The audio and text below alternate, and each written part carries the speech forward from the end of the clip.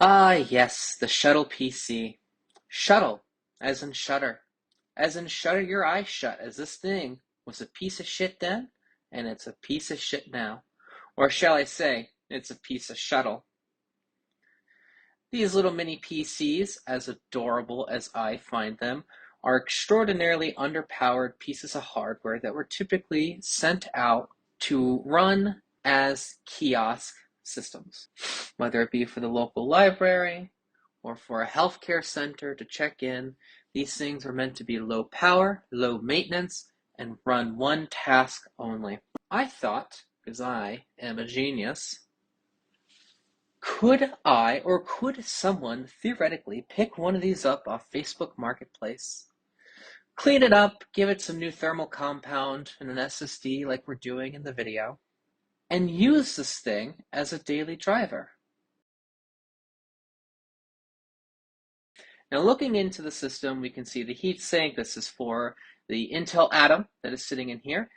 We have 2 gigabytes of PC2 memory. We do have a wireless module here and a mechanical spinning hard disk. This thing is a fanless system because the Intel Atom is so underpowered that it requires nothing but a fairly chunky heat sink setup in general. That is including the VRMs in the system, so it's not just the CPU. Only one heat pipe, but a decent piece of metal, not horrendously small, using thermal pads on everything except for the CPU. Now, those thermal pads were still fairly moist, so I am not going to replace them. I know one technically ripped. I know technically I should replace it, but this system is so underpowered that it's not gonna matter.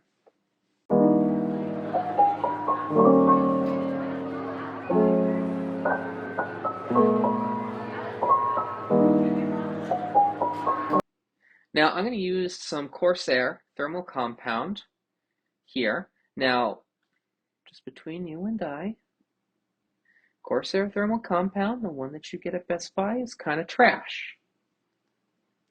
So you might be thinking, well, why the heck do I keep trash thermal compound around? Great question. I only use it for machines that don't matter. And this machine, it doesn't need my Thermal Grizzly Cryonaut. It's not producing enough heat for that. It's not going to benefit. So I'm not going to waste my Cryonaut on this machine. So the Corsair thermal compound should be more than enough for this chip.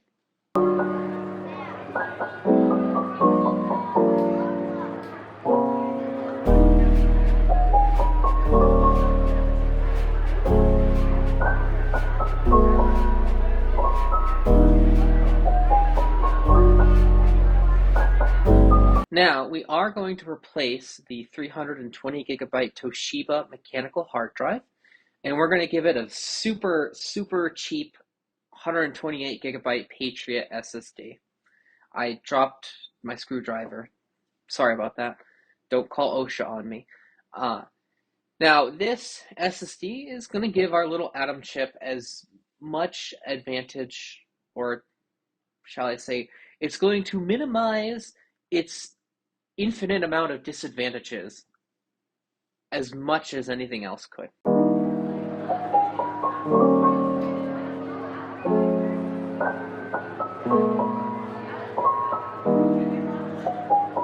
Now, this system can take 4 gigabytes of PC2 memory, so I am going to look through my little pile of PC2. Do not get mad at me for how I handle these. They're old. Unfortunately, the highest value stick I had was 2 gigabytes. In fact, most of those were 512 megabytes.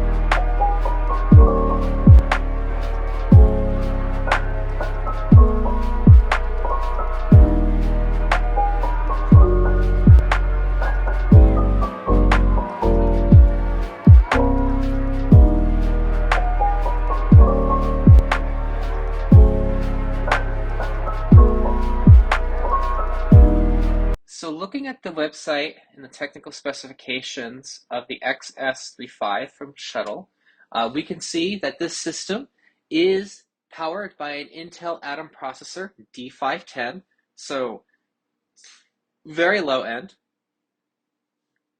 And if we look at the specs of this processor, we can see this is a total of 2 cores, 4 threads, only 1.66 gigahertz.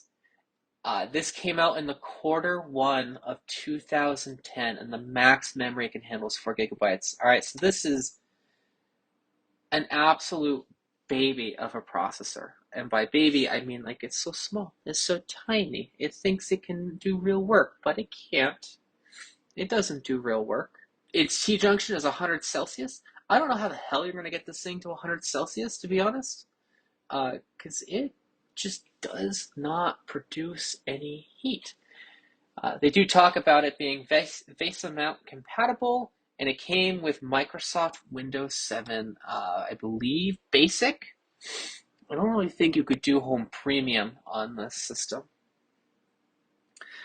Now, I do rag on these machines a lot because they were underpowered for the time, and they couldn't really do anything, and they felt like e-waste. Effectively, a lot of them are e-waste. But I would like to say that I don't hate the form factor or the idea of a mini PC that can easily be deployed, especially one that's so repairable like this machine and decently upgradable. We're going to load up Linux Mint XFCE 64-bit, which is supposed to be a super light edition of Linux Mint. There are other distros you can use. Ubuntu was one I wanted to try, however, I couldn't get the download to work on their website, so I decided to go Linux Mint. I do get in, and I get a screen recorder loaded up. We have the task manager in the top right-hand side. As you can see, we literally just have the fucking screen recorder on. As you can see, we only have the screen recorder on, and it's using 100% of the CPU and almost all of our 2 gigabytes of memory. That poor single DIMM of memory, and this thing is being absolutely slammed. However, that is because of the screen recorder. So on the screen recorder, I figured, well, if we want to see if someone can use this every day, we need to write a document, we need to do an Excel spreadsheet, we need to load up a couple web pages, and we need to play a game. Even with the screen recorder, LibreOffice Writer worked perfectly fine. No delay in characters from the click in the keyboard to the screen. Perfectly fine. If you needed something just to write documents, this can do it. No issues. However, when it comes to Excel or, well, LibreOffice Calculus, or no, it's just Calc. LibreOffice Calc. With the screen recorder, it was pretty choppy. It was pretty choppy with the screen recorder on. However, I tested it without the screen recorder. I just wanted to see if the issue was just that. And it was buttery smooth without the screen recorder. So LibreOffice Calc does require a little bit of extra power. So you can't do a screen record and run it at the same time if you want the best experience. But you can do basic Excel spreadsheets if you need to. I just ran a very simple calculation. The big brain calculation, the absolutely necessary calculation to save our species from our own downfall. We had to run this insane calculation. Thank God for the Intel Atom processor. Otherwise, we would be no more. Now, I knew this was going to fail, but I wanted to see how bad it was going to fail. And so I decided, because I am so smart, I decided to load up YouTube. I want to see, can I play a YouTube video? Man, the suspense is killing me, guys. Put your guesses in the comments. We should open up a casino to see if these little systems can run YouTube. I know where my money's going.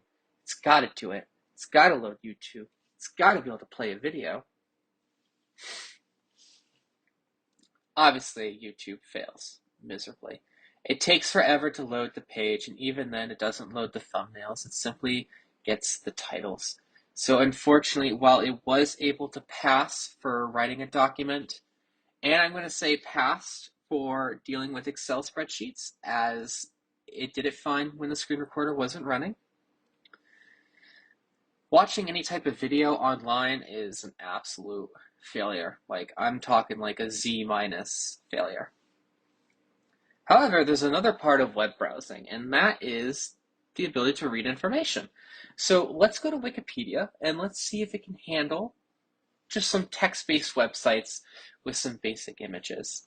So we're going to open up a new tab. For some reason with YouTube, it didn't want to use the same tab. We're going to go to wikipedia.org. And while certainly not lightning fast by any means, it loads and everything is there. And we can search through Wikipedia. So I type in Intel Atom. We load that page. We'll give that a second. And you can go through and read the page about the Intel Atom processor.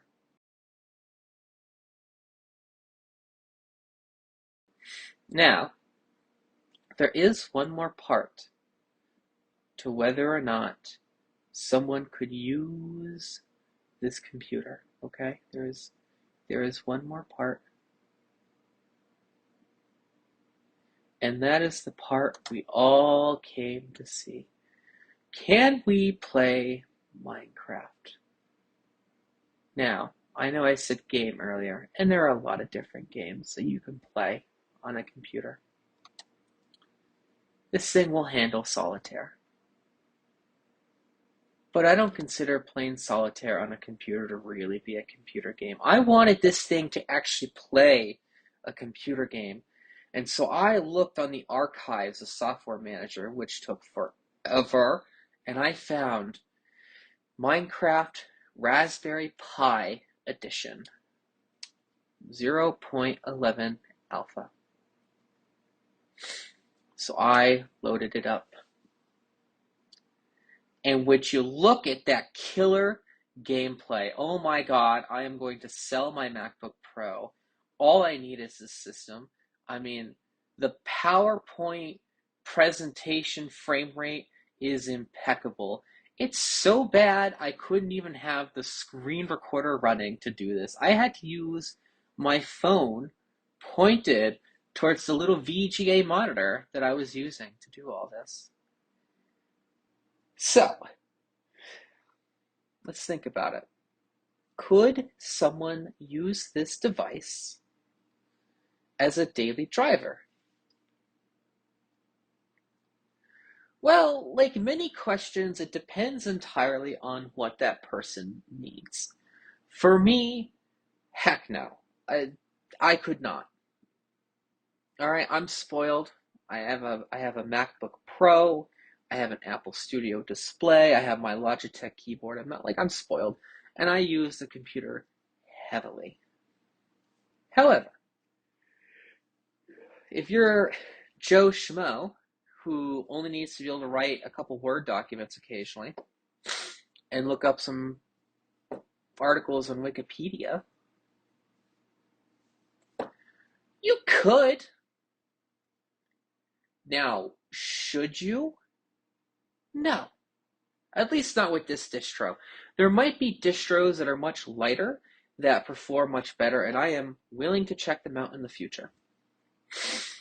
But with Linux Mint XFCE, which is their latest edition as far as I'm aware, no, this thing is done. It's time to bring it to the pasture.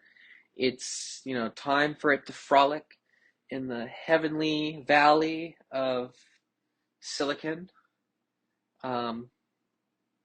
It's garbage. It's cute. I love it. but it's useless. It's garbage. If you stuck all the way through, thank you for watching. I plan on releasing a video in regards to an Apple Tower G3 Silver and her accompanying Apple Cinema display. I believe it's the 15-inch one. Could be wrong. So yeah, if you're interested in that, stick around. That will probably come out late February, early March, as I do have to get surgery in a week. So, all right, see you guys later.